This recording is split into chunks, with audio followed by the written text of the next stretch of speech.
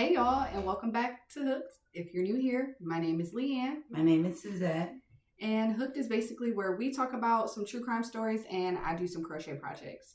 So on the last episode, I was doing some circles. Well, here's the finished product of the circles. I did add it to the episode, and then I also made a hat. And my mom wanted a bag and a hat. So we are working on... This is my pouch, my purse. Yeah, it got a little strap and everything. The strap is on the inside. Because y'all know I ain't. What? Yes. This strap. Okay. You can just connect. Yeah. Don't play with it. And then she's also getting a bucket hat to match with her bag as well. Yes. So that is what I will be finishing today. We're going to be in some weather that is hot. Yeah, we are. Because y'all know we love us a cruise, baby. Yes, we do. We love a cruise. Okay. So, we will be redoing some of the cases that we did earlier that the sounds were pretty bad and there was just some malfunctions. We're getting to it, right? While we are doing some of our old case, we will be bringing light to cases that are not closed, but the person is on trial. So I did say something about that a couple episodes ago. So yeah, we're going to start doing that. Not all closed cases. All right. We are going to try to, all the ones that's not closed, we're going to keep them in Ohio. All of our cases should be in Ohio. Since the weather is warming up, also, we will be starting to take you to locations within Columbus where some of these murders happen so that you can kind of get a glimpse of where it is, what's going on there now. Like some of these places is not even there anymore, so we could just take you to where it is in 2026. You feel me? So yeah, that's going to be something big. Mom wanted to do that, guys. But yeah, Mom wanted to do that one. So yeah, we're gonna do that. Yeah. So the case that we are doing today, we have done before. Like we said last week, we got some comments that the sound was going in and out, or you couldn't really hear us at all. So that is going to be the murder of Brooke Devinney. This case is a prime example of how domestic disputes turn into murder. And Brooke did everything she was supposed to do, but at the end, it still wasn't enough. So we're going to light the crochet candle and go ahead and get into the story. Okay. So at the time of Brooke's death, she was 19 and she was about 14 weeks pregnant. And by all accounts, she had her baby name picked out. She was excited about being a mother. She was a likable young lady. She was, motherhood right here. But she did have an on and off again boyfriend named Devon Blair. Devon Blair.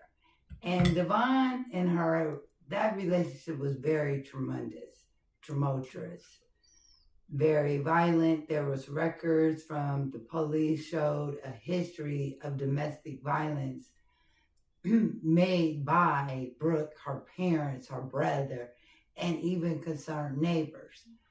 Matter of fact, you guys, a couple of days before her death, Devon took a knife to Brooke's throat and said he would kill her, and he also threatened to bash her head in. Now, we do want you guys to know that there was a restraining order out when this happened against him. We don't know. It wasn't said why he was not arrested from that, but go ahead, Leanne. On the morning of June 16th, 2024, oh my gosh, that was a year ago today. Today's the 16th. Today's June 16th. That was 2 years today. 2 years ago today. That's crazy. Maybe that's what's going on with me and my words. Anyways, on the morning of June 16th, 2024, a woman texted 911 to report that Devon was assaulting her sister-in-law, Brooke, inside their home. Columbus police responded to the house in the 4800th block of Partwick Avenue and found Brooke, who was about 14 weeks pregnant, injured, and unresponsive. Brooke was taken to the local hospital in critical condition and died at 8:45 a.m. Her unborn child, Aiden, was pronounced dead a few minutes later. I digress. So, before we get into this, I have a daughter and a son, and I'm not saying nothing against nobody, but Leanne can't be in nobody's room in an argument with the dude, and Demetrius don't come through that door. But like Not I said, even that. It's the fact that they were arguing and then it got silent. And you guys know that he's put his hands on her and he's taken it to certain extremes to where the police have gotten involved before. So why wasn't anyone, like, when shit got silent, I would have been at that door, hey, hey. It wouldn't even got silent for me. Like, yo, I'm coming in But you gotta think too, like they said they were arguing for an hour. Right. This ain't his house. This is my house. So what, he had all his family at her house or something? No, that's her brother. Her sister-in-law. That's their house. Oh. So he came into their house. And oh yeah, they would have been. Yeah, they would have already been. The police would have already been called. Why are you here? She had a restraining order against him. Right. Yeah. So like I said, it wouldn't have got to the complete silence before. But some people be trying to stay out of it and all this extra stuff, but yeah, it still doesn't make sense. So you gonna let your nope. Okay. Nope. But like I said, we are not downing anyone. Part of me feels like they were trying to mind their business, but it's like there was also a restraining order involved. So like, y'all don't have to mind y'all's business. Not even that. Like, y'all know, like a couple of days before this, he had already threatened her. Yeah. So why? Like I said, I don't know how he got in the house, but that was their house. So, like we said, there was always Blair's brother and sister-in-law told the police that Blair and Devin had been arguing inside. Brooke and Devon had been arguing inside Brooke's bedroom for almost an hour, and it did like escalate. They knew the fight was escalating before silence. So if there's silence, and then you see Brother Man pacing through the house before he jumped the fence, went through the garage, jumped the fence, and was out. I'm really still trying to like get this together. Were they like scared of him? Were they scared of Devon? They had to be, because like I said, there is no way. Yeah, there was a whole... The police should have been called when he arrived there. Because police were text. They weren't even called, Leanne. It was a text to 911. Well, then they would have... they should have texted when he got there, when the argument started, because clearly this isn't... I mean, I don't know. I'm going to take a sip. But like you said, even if they were on I'm going to mind my business, you know what's been going on with your sister and this on-again, off-again boyfriend. You know your sister was threatened days before this. Like, how are you letting... So, yeah, I mean, maybe when y'all see the pictures of Devin... Y'all understand, because he do look crazy. And like I said to you, sometimes you can look at a person and be like... Yeah, I remember seeing his pictures when we did this the first time. Too tight. Yeah, he was scary looking. So, I mean, like I said... Yeah. But, okay. So, for those, because I did ramble... Brooke's boy. Hold on, Mom. This man's name is Devon Blair. If anyone wanted to look this up, my mom keeps calling him Devin. I really don't care because he is the killer in this situation, and fuck him. But if anyone needed to fact check anything, that man's name is Devon Blair. Devon Blair. Devon Blair. Okay, guys? Yeah. All right, we just throw it out there. I'm sorry. Don't fuck him. Don't be sorry. I'm just saying, if anyone needed the real name or whatever, fuck him. That nigga's name is Marcus at this point. I just call him Blair. That sounds like a girl name. Anyway, but Brooke's brother and sister-in-law told the police that Blair and Brooke were in her room arguing for about an hour. Their argument escalated to a fight. Then silence. So they heard it get physical and they still... After they text the police, okay? So after they text the police, then they saw Devon Blair, whatever, Devon, him pacing throughout the house, exiting through the garage, jumping the fence, and was out. So by the time the police got there, Blair was not on the scene. It could have been as simple as, hey guys, I'm gonna call the police if you guys don't quiet down. I'm sorry. It could have been just that simple. Dude, we just had a situation outside the shop a couple of days ago where I was ready to I was gonna call the police. Like Angie was like, call the police. But one of my coworkers told me not to get into it. And then that whole day, I just kept thinking about that girl all day. This guy, they're sitting out, you know how the curb goes like that a little bit. It's a girl and a guy sitting out there. And when she's just sitting there, when I say he's going in, I can't even hear him, but you can see, he's getting loud. He's pointing at her. He all up in her face. I heard one of the clients open the door and you could hear him just cussing, going crazy. And I'm like, yeah, no, I'm not doing this.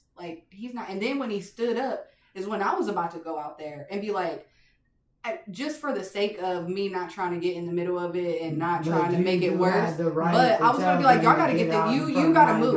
Yeah, I was going to tell him. I wasn't even going to say shit to her. I was like, bro, you got to move. Yeah. And then here comes one of my coworkers, and you know exactly which one it is when I tell you what happened. Leanne, don't go out there. Don't get into that. The oldest one in the shop. Here's my thing. You can't be in a house where I am. Exactly. And I hear this. Because if I don't do nothing but knock. But somebody got to go. Somebody. And you're disrupting my home. Yeah, you're disrupting my crib at this point. You got to go. You got to go. Yeah. You're not welcome. And I'm sorry. He wasn't welcome from the get-go. That man had she had a restraining order against him. I would have let you in my house. Yeah, how did you get in? How did you even get in? There's no way. Because when we first went through this, I'm like, okay, well, whose house was they at? Yeah, I was going to say, we were going back and forth about that. I wasn't 100% sure. But knowing now that they were at her house with her family is crazy work. Crazy. And you knew. That's crazy. You knew. But I'm not trying to, because I know now. Did I hear my sister-in-law getting into a physical altercation with her boyfriend in my crib where I lay my head, where I sleep? Will I pay bills? Oh no. Excuse me. Go. Hello. Get out. What are you doing? You're not even supposed to be here. If he wouldn't have made it I would have started, Brooke. What we doing, babe? What we doing? Why wouldn't have made it through the front door? I would have brought up the baby and everything. You're pregnant. You shouldn't even be dealing with this. Come on now. You got other bigger and better things to think about. And baby, in 9 months, you're going to have hella other stuff to stress about. And then why the heck are you texting 911? I would have called. I would have put it on speaker. I would have did everything. Everything. I would have been standing right next to the door. Mind boggled me so. But again, I didn't know that they were scared. At the time, when you first said it and you said text, I'm like, they text the police? Yeah, I remember us having that conversation. But then again, like I said back then, they could have just been scared. Or she, the sister-in-law. Because then I refuse to think that her brother just sat there. Leanne, it said Devinney. Devinney is Brooke. Yeah. It says Devinney brother and sister-in-law told the police. So that means they were there. That means they knew, but they didn't make a move until it fell silent. No, like. And then, but also maybe they just walked in or something. I don't know. Like, there's no. I don't believe that. I don't believe it. Okay. So they just walked in, but you heard them fighting because you were able to tell the police. You heard them arguing. That escalated to fighting before there was silence. So you knew it wasn't a good visit. You knew this. And even if you walked in and, I know, okay, let me. It could have been, let me. There they go again. They're at it again. And then this time it was different. It got quiet. There was a physical altercation and then it got quiet. It could have, I don't know. It's the thing that's fucking with me is that there was a restraining order that we both know that she was in the process of getting rid of this man. Like, she was donezo. But right. It could have been a situation where they're like, here we are again. He's back. Yeah, but I refuse to believe that because, like I said, prior days, Leanne, we're not talking about weeks. We're not talking about days before her murder happened. He had already threatened her. So maybe he had them tied up or something. Like, how? And it was just him. If it's three of us, come on now. He ain't surviving. No. But this man was able to leave the house. He wouldn't have been able to leave. Like, he wouldn't have been able to leave. For real. And caught. Here we go, yeah. So, when the police arrived on the scene, he was gone. Gone. Ran from the scene. So, off rip, you guys do know if you run from a scene, that's a other charge that's coming at you. Period. They already knew who they were looking for because they have witnesses. So they knew it was wasn't it? Devon, because I was ready calling him Devin again. Devon. It might be Devin. No, because Devin is I-N. It's Devon. Devon. D-E-V-O-N. Devon. Anywho, they caught him 5 hours later in a vacant home. So he didn't even try to skip town. He didn't do none of that, y'all. He went to a vacant home and set up shop. Like, he has some kind of mental disorder. They didn't say that. Well, he had to have had some kind of mental disorder. They didn't say that. And, at the end of the day, like, that's even more reason why y'all should have, not had him around her that day after the threat went down. If there was some issues going on upstairs. So, when they did arrest him and caught him at this vacant house, when the police arrived, he was gone. They ended up finding his butt 5 years. Shit. 5 hours later. Still too long. In a vacant house. So he didn't go to any relatives. He didn't go to friends. He didn't even try to take off the bloody clothes he had on. Wow. He still had blood on his clothes. He had scratches on his body that the police did know. But this man did not go willingly. He spit at the cops. He did all that. So, and then when he went in front of the judge on his initial charges, he started yelling obscene things to the judge. So nothing he did at that point was in his giving them his attorney something to fight. Yeah. But did he even have an attorney? Go ahead, Leanne. Devon Blair pleaded guilty in Franklin County Common Pleas to one count of strangulation, 2 counts each of involuntary manslaughter and felonious assault. The judge sentenced him to 46 to 51 and a half years in prison. He also received 2 years for a previous domestic violence case that included the spitting at the officer. 51 and a half years is not enough. It's not. It's not enough. He needed life because, like, he needed the chair. He killed an unborn child. You know, dude, I don't do that. No. This is why he needed. Listen, the autopsy report. Oh yeah. Was released by the Franklin County Coroner's Office and showed that Brooke, who was about 14 weeks pregnant, and everyone knows she was pregnant. She had a fucking child's name picked out. Come on, Aiden suffered traumatic brain injuries and lacerations of her scalp. She also had abrasions on her face, neck, and had a fucking bite mark on her arm. A bite mark on her arm. Fry that nigga up. This dude done bit. And he was hungry. Like, nigga, what? He bitter, y'all. Like, why are we biting? This is another thing. Like, how did you get manslaughter? Whatever. Because they probably played No, you can't say that because it's on documents of this dude that threatened her, told her he was going to kill her. That's not a manslaughter. That is premeditated. It happened within the argument.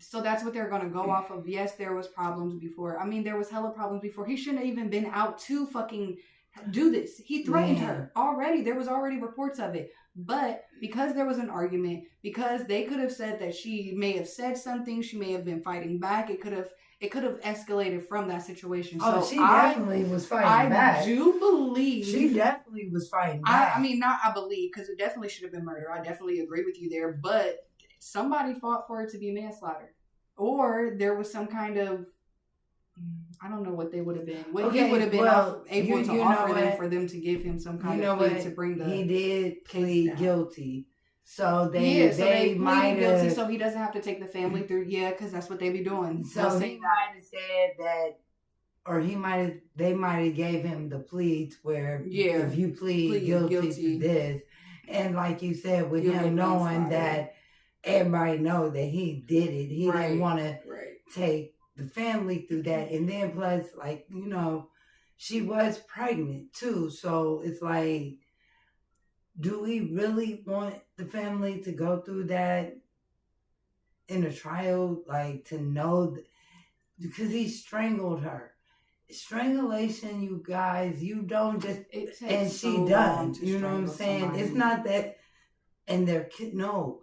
You gotta really be. It's so intimate. Yeah, it's so intimate. And before the thing is crazy. Like, for someone to be able to strangle someone and really take their life, it's fucking nuts to me because like it's such a crazy. It don't take a short amount of time. You gotta sit there. What is it, like 4 to 6 minutes with that same amount of pressure, and depending on how you're doing it, bro, you're looking into this person's. You're watching life leave this person's eyes at your hands.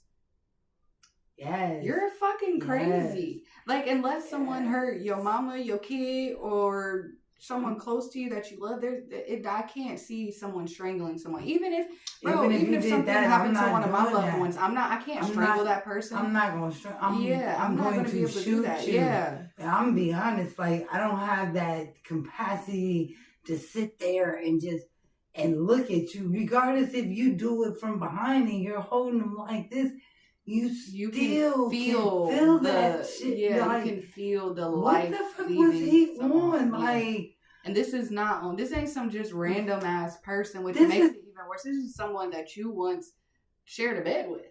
You have to because she's pregnant. Like, so I mean, this is someone that you once, if you told her you once loved, you know, like, what? And then that's the other thing. Like, you knew she was pregnant. Ain't nobody gonna tell me that this was another man's baby that she was carrying, because I'm gonna tell you that's bullshit. because it's already been said that it was an off and on relationship. So best believe an off and on relationship. And for her to even go to the length of getting a restraining order, you guys, she was scared. Mm-hmm. And maybe she was pregnant, and maybe it was more or less, you gonna give me or I'm gonna take it type deal, because it was a consistent thing through the courts with him and the domestic violence. And that's the other thing, like a, a restraining order was done. So that means that for them to file a restraining order, you literally had to call the police multiple times for the police to step in for you to even be able to get that order. So this isn't something like, wow, he threatened me, I'm going to go down here and do No, they had records. Mm-hmm. And with all the records and her doing a restraining order, somebody please help me understand where the police was. Why did she have to die before y'all took actions and arrested this man? I'm sorry. There was so much that she did. So many times she went to the police. So many times she reported him. It was so fucking much that they only gave her one restraining order. I mean, you had the parents. You had her parents. They did her brother, her neighbors. I could see you up there. Like, do you have a daughter? That would have been your first question. Like, I've been here at least 10 times. Do you have a child? Do you have a daughter? Do you know what I'm going through right now? Are y'all really not going to do nothing? This nigga just literally threatened to take my child's life, and she's fucking pregnant. And y'all did not. Y'all didn't do nothing. Anything? He still was able to pull up on my baby. What? And he and brother had to be scared or I'm gonna go with Leanne. They probably was not there when he first got there. Maybe they were asleep. Maybe like anything. Anything. You know, maybe but arguing. Anything but they were just sitting there listening to them arguing and didn't do anything. Right. I don't believe that's how that happened. Please, anybody that knows the Devineys, let us know. Because I'm right here. I don't believe that y'all did that. I don't believe that. There's no way. My brain can't even compute it. Can't. This wouldn't happen. There's no way that your brothers would have let this happen. And if I'm telling the police, and you already know how I am, if I'm there with you and we down there getting a restraining order, I wish y'all would say we can't arrest him until y'all catch him in an act against my child. Oh, no, remember when I had that weirdo from Great Clips? Yeah, that pissed you off. And they literally said, we can't do anything unless he physically does something to you. And when I say this man was like stalking me. Stalking through emails, stalking. Facebook, like all social media. There was points where he was replying to pictures of like me and my child. Like it got weird. It got really weird. And even with that, I was ready to go to the police or because my manager, I would screen because he was a client at Great Clips, and I would screenshot the stuff. Like I wouldn't even respond to him. Like at first, I was like, no, thank you. Like just kind of brushing him off. Like no, thank you. But then like even in the salon, he was getting weirder and weirder, and then it just transpired to outside of the salon where he was just like sending me stuff. I had a boyfriend at the time. He was basically like, I don't really care about your boyfriend. Like just saying weird stuff. Like it just got to the point really creepy. And so I sent some screenshots to my manager, and she was like, you need to call the police. And they literally met me at Great Clips when I got there, and they were like, we can't really do anything. Like, and you can't say or do anything to him. And I was like, oh, so I can't call you guys unless I'm in his trunk getting kidnapped. And they like didn't really say anything. That's crazy. That's I'm sorry. Wild. Like some of the laws, like I get it. We gotta follow laws, and I do. But some of the, especially with domestic violence.